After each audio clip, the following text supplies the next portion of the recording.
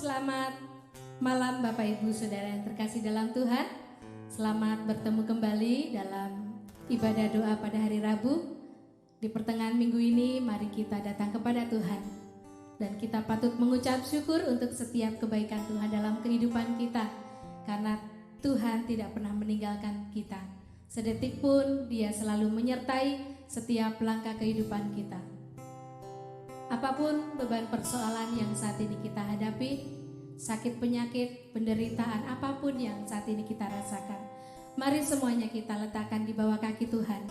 Dan kita mau membawa hati kita untuk datang menyembah kepada Tuhan. Mari kita datang dengan sikap doa di hadapan Tuhan. Kita akan bersaat teduh sejenak. Aku hendak memuji Tuhan pada segala waktu. Puji-pujian kepadanya tetap di dalam mulutku. Karena Tuhan jiwaku bermegah.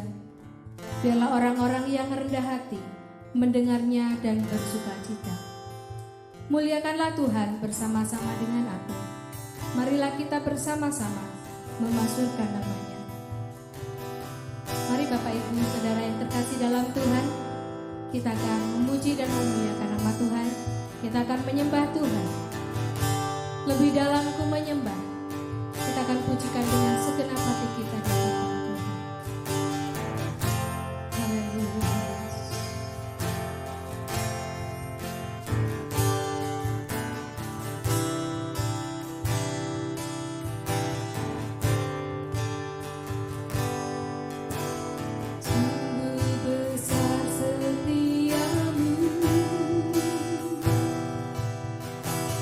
Nyata di sepanjang hidup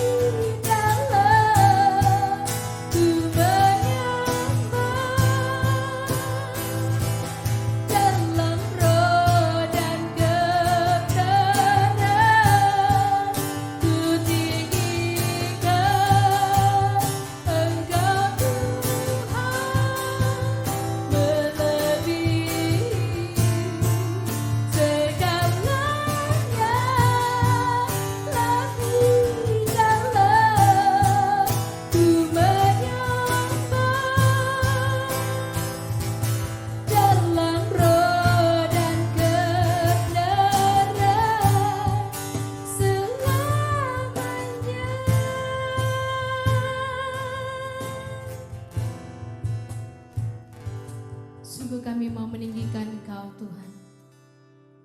Sebab Engkau Allah yang layak kami puji dan kami sembah.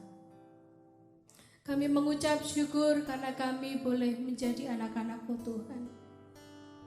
Kami mengucap syukur untuk setiap kasih, anugerah dan pemeliharaan Tuhan dalam setiap kehidupan kami.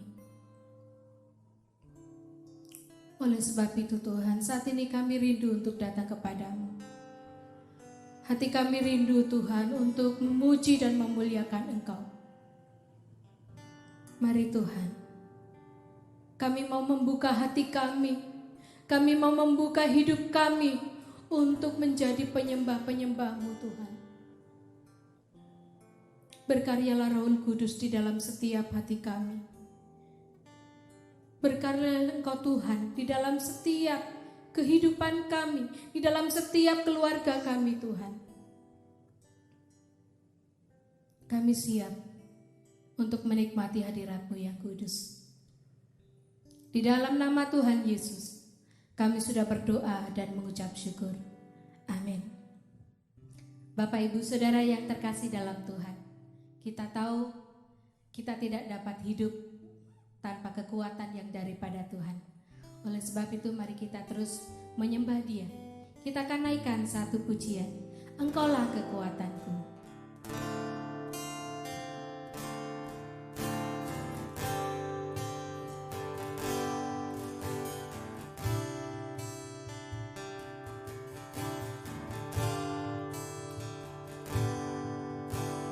Engkaulah kekuatanku,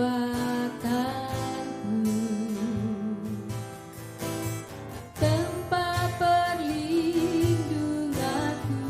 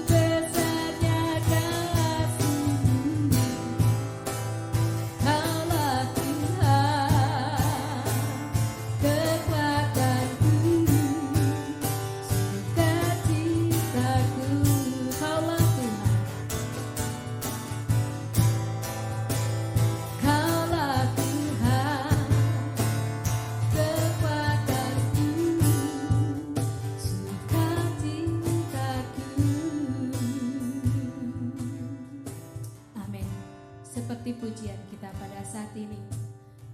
Engkaulah kekuatan di dalam kehidupanku. Hanya Tuhanlah kekuatan yang menopang kehidupan kita, kalau kita boleh ada sampai saat ini. Bapak Ibu Saudara yang terkasih dalam Tuhan, mari kita siapkan hati kita, pikiran kita, untuk mendengarkan sabda kebenaran firman Tuhan yang akan disampaikan oleh hamba-Nya. Selamat sore Bapak Ibu Saudara, apa kabar? Berjumpa kembali di Doa Rabu.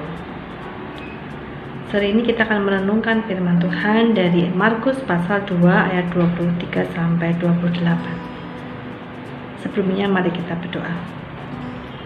Bapa, berkatilah firman ini akan menjadi rema bagi kehidupan kami. Tuhan tahu pergumulan dan keadaan kami.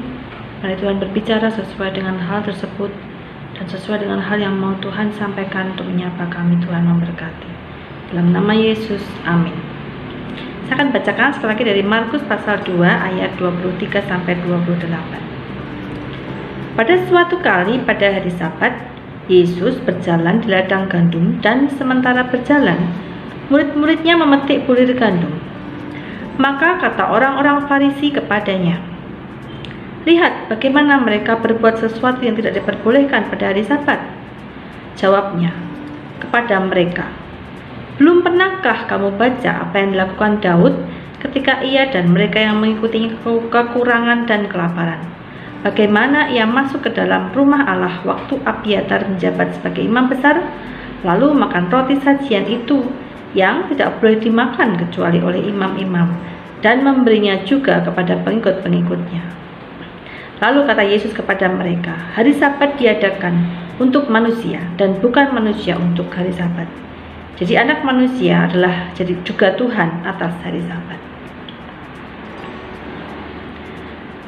Ayat ini bukan pertama kali dituliskan di Alkitab. Yesus berkonflik dengan orang-orang Yahudi, khususnya ahli Taurat dan orang-orang Farisi tentang hari Sabat. Kita bisa baca di Markus 3 ayat 1-6. Contohnya, Yesus menyembuhkan seorang yang sakit lumpuh. Lukas 13 ayat 10-17, di mana Yesus menyembuhkan perempuan yang bungkuk akibat kerasukan roh.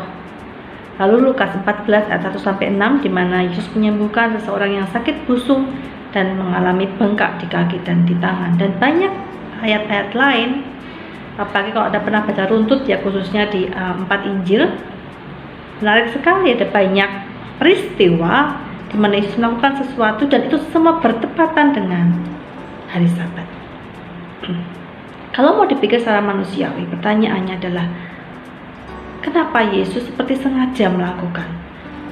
Katanya pembawa damai, tetapi Yesus terus masih melakukan di hari Sabat, padahal itu menjadi pertentangan, konflik gitu ya. Dan rasa tidak suka, tidak nyaman oleh orang-orang Israel, khususnya Farisi dan Yahudi, Taurat gitu ya. Tapi Yesus terus melakukan itu, tetap melakukan itu. Seolah-olah Yesus kok nekat menjadi troublemaker gitu. Apa Yesus tidak punya cara damai kalaupun mau mengajarkan sesuatu kepada mereka? Namun jawaban yang saya temukan adalah memang tidak. Yesus sebagai Allah sengaja tetap melakukan apa yang harus ia lakukan, atau tetap membiarkan orang lain melakukan apa yang tidak masalah, meskipun itu di hari Sabat. Sabat diambil dari kata syabat, yang berarti berhenti dari sesuatu.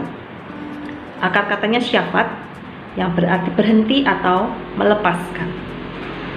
Ada juga yang menafsirkan diambil dari kata sheba, yang berarti 7. Karena ini dikaitkan dengan makna di mana Allah menciptakan dalam 6 hari dan beristirahat pada hari yang ke-7. Memang inisiator Sabat pertama adalah Allah sendiri. Itu tidak salah. Allah menciptakan Sabat sebagai hari perhentian, tapi dengan sebuah alasan yang mau Allah ajarkan dan Allah sarankan dilakukan manusia. 3 tujuan Allah lewat cara pandang Allah akan hari Sabat adalah sebagai berikut. Yang pertama, Keluaran 31 ayat 12 sampai 18. Allah berhenti di hari ke-7 dari penciptaan, lalu memberkati ciptaannya. Ada tujuannya, yaitu untuk mencontohkan kepada manusia bagaimana manusia harus berhenti, rehat, ada break. Ini bicara tentang pola hidup benar yang mau Allah ajarkan. Pola hidup benar adalah pola hidup yang ada tenggangnya, ada jedanya, ada istirahatnya, ada santainya. Yang kedua, di Keluaran 20 ayat 8 sampai 11.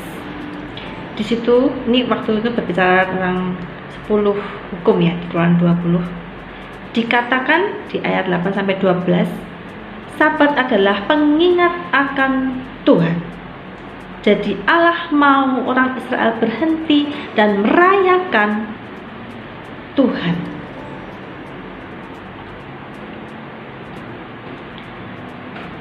Nah, jadi Allah menghendaki ada manusia mengingat Allah gitu. Bukan berarti sehari-hari tidak usah ingat, tidak ya, beda. Tetapi ada hari pengingat khusus di mana manusia itu mengingat Allahnya dan berrelasi bersekutu kembali dengan Allahnya. Yang ketiga masih di Keluaran 20 ayat 8 sampai 11 tadi, tetapi ada penekanan di ayat 10 saya bacakan. Tetapi hari ke-7 adalah hari Sabat Tuhan Allahmu, maka jangan melakukan sesuatu pekerjaan. Engkau atau anakmu laki-laki atau anakmu perempuan atau hambamu laki-laki atau hambamu perempuan atau hewanmu atau orang asing yang di tempat kediamanmu. Nah, lihat dibaca ya. Tuhan menghendaki mengajarkan orang Israel berhenti melakukan suatu pekerjaan, tapi juga termasuk anak-anaknya, bahkan hamba atau budak, dan bahkan orang asing, dan bahkan hewan piaraan atau peliharaan. Nah, biasanya ada hewan-hewan yang juga untuk kerja.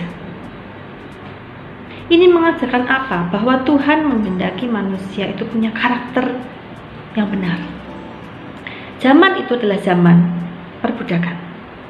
Belum ada, zamannya juga masih kerajaan yang kuat menang begitu ya, maka ada peperangan dan seterusnya. Belum ada diplomasi antar negara, belum ada kesadaran bahkan perjuangan hak asasi manusia, belum ada kesadaran bahkan lembaga-lembaga lingkungan hidup dan seterusnya. Jadi itu zaman yang masih belum terorganisasi seperti sekarang.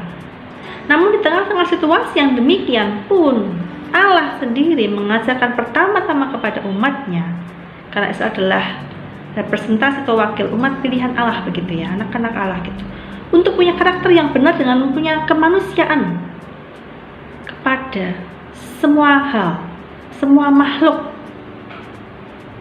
baik itu sesama termasuk budak, bahkan hewan. Karena budak di zaman itu adalah seperti hak milik, barang tidak berharga, dapat diapakan, itu semua milik tuannya. Tapi Allah yang pertama-tama mengajarkan di zaman yang seperti itu pada saat itu, untuk kamu memperhatikan hak budak, untuk berhenti beristirahat dan bersama dengan keluarga mereka. Jadi kurang lebih ada 3 makna itu yang Allah mau letakkan tentang mengapa ada Sabat atau hari perhentian.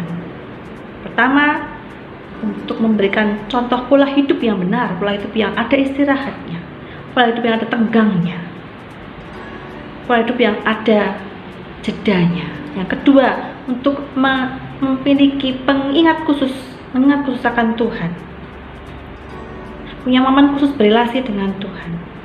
Dan yang ketiga adalah untuk mengajarkan karakter yang benar di tengah-tengah zaman yang sekalipun pada saat itu mungkin banyak yang tidak benar. 3 makna ini tapi kemudian menjadi berubah jika dalam sejarahnya entah bagaimana orang-orang Yahudi memaknai Sabat sebagai legalitas agama yang salah satu yang sangat diperhatikan dan dilihat, tetapi maknanya sudah bukan makna ini lagi, tetapi makna legalitas. Menjadi salah satu standar apakah orang itu memiliki kerohanian yang tinggi atau tidak dengan melakukan A, B, C, D gitu ya. Legalitas termasuk hari Sabat ini. Dan sebetulnya ada pendetilan lagi, apa saja tindakan-tindakan yang tidak diperbolehkan. Itu ada sekitar 20-39 atau berapa yang didetilkan oleh orang Yahudi pada waktu, termasuk tindakan memetik. Maka itulah mereka marah, tersinggung, atau tidak suka ketika murid Yesus memetik dan Yesus membiarkan. Maka di peristiwa ini kita belajar tentang Allah mau membetulkan cara pemaknaan dan cara pandang manusia. Dikatakan poinnya di ayat Markus tadi, di ayat yang ke-27 ya. Hari Sabat diadakan untuk manusia dan bukan manusia untuk hari Sabat. Kalau mau berbalik kepada pemaknaan dari Allah, kalau mau berbalik kepada sudut pandang dan makna yang dari Allah tadi, maka ini semua untuk manusia. Memiliki pola hidup yang benar, memiliki hubungan yang benar dengan Allah dan mengingat Allahnya, memiliki karakter yang benar, semua untuk manusia kan? Untuk kebaikan, kesejahteraan, kedamaian kita. Karena kalau kita benar, kita damai. Tetapi ketika ini menjadi dimaknai beda dan salah sebagai legalitas, maka ini bukan lagi untuk membantu manusia, tetapi malah membebani manusia. Bukan untuk menolong kehidupan seperti makna aslinya Sabat untuk manusia ya, tapi justru memberatkan kehidupan dan menjadi batu sandungan. Contohnya tadi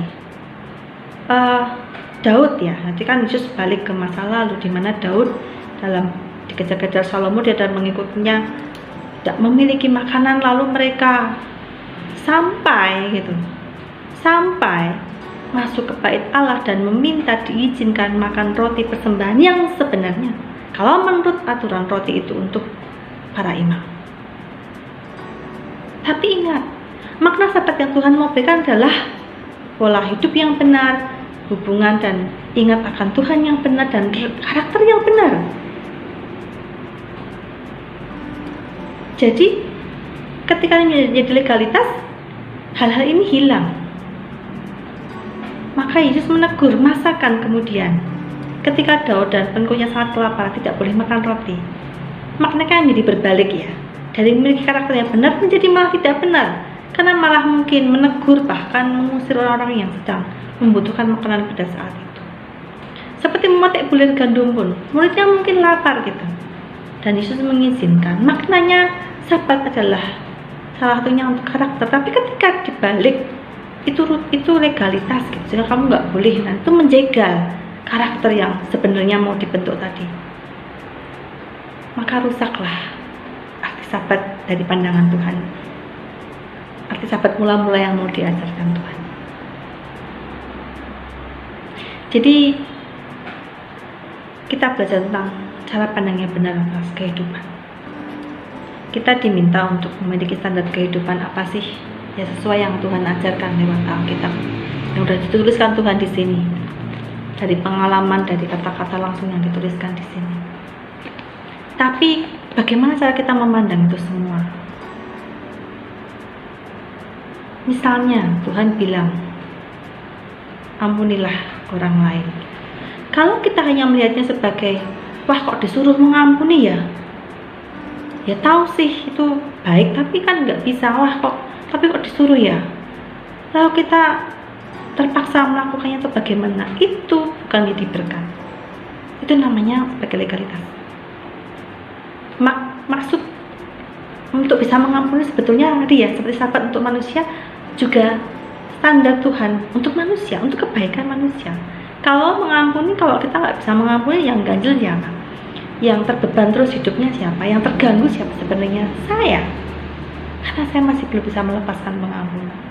Jadi kalau saya memaknakan itu sebagai legalitas yang Tuhan harus, yang Bapak Ibu Pendeta ajarkan, kok kayaknya saya disindir terus gitu ya, itu menjadi beban. Justru akan menjatuhkan kita dan malah membuat kita masuk dalam konflik berganda, karena kita juga malah merasa bersalah ya. Wah kok aku nggak bisa mengampuni ya, aku udah salah juga ini, wah bagaimana nih, dan seterusnya. Tetapi jika kita memandang dari sudut pandang Allah, Dimana kenapa sih kok Allah mengajarkan mengampuni? Bukan soal menjadi baik gimana, tetapi memang karena jalan keluarnya, karena solusinya untuk damai sejahtera adalah mengampuni. Kalau bisa mengampuni, kita yang damai sejahtera, kita yang tidak terganggu lagi. Kalau bisa melihat semua hal dari sudut pandang Allah atau sudut pandang yang benar, maka hal-hal itu menjadi untuk kita dan bukan membebani kita. Mungkin juga kalau tarik secara lebih luas kehidupan kita, apakah kita memaknakannya secara benar atau tidak, dari sudut pandang Allah atau sudut pandang kita? Maka bagaimana kita melihat, menentukan sekali bagaimana kita bisa melakukan atau tidak sesuatu yang seharusnya kita lakukan, dan apakah sesuatu yang benar itu menjadi sambungan bagi kita atau memang menjadi penolong bagi kehidupan kita. Kalau kita bisa maknai dengan benar, mari kita belajar dari sudut pandang Allah, juga dengan mencatat bahwa Allah mengajarkan kita untuk punya pola hidup, karakter, dan mengingat dan bersatu dengan Allah yang benar. Semoga firman ini menjadi berkat. Kita berdoa. Terima kasih Tuhan untuk renungan ini.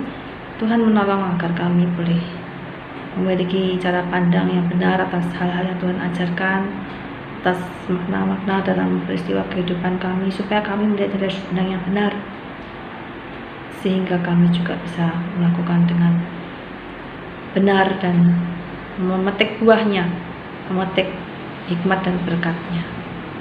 Dan menolong kami, menolong setiap pergumulan kami. Kami berdoa dalam nama Yesus dan mengucap syukur. Amin. Selamat sore, terima kasih, Tuhan memberkati. Bapak Ibu Saudara yang terkasih dalam Tuhan, untuk meresponi kebenaran firman Tuhan dan juga untuk menyiapkan kehidupan kita untuk berdoa bersama keluarga, mari kita akan siapkan melalui nyanyian Tuhan selalu menolong. Karena Tuhan yang selalu menolong kehidupan kita, Dia Tuhan dalam kehidupan kita.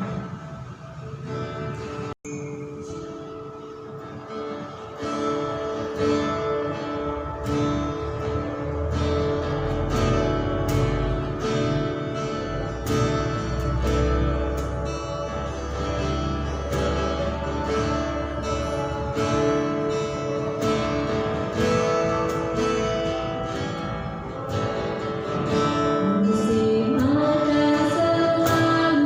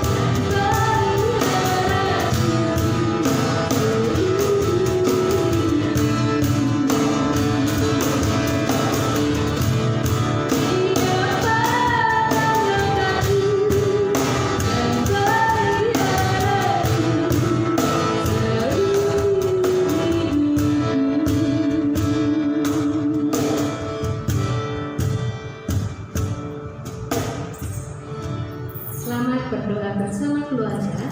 Tuhan Yesus memberkati.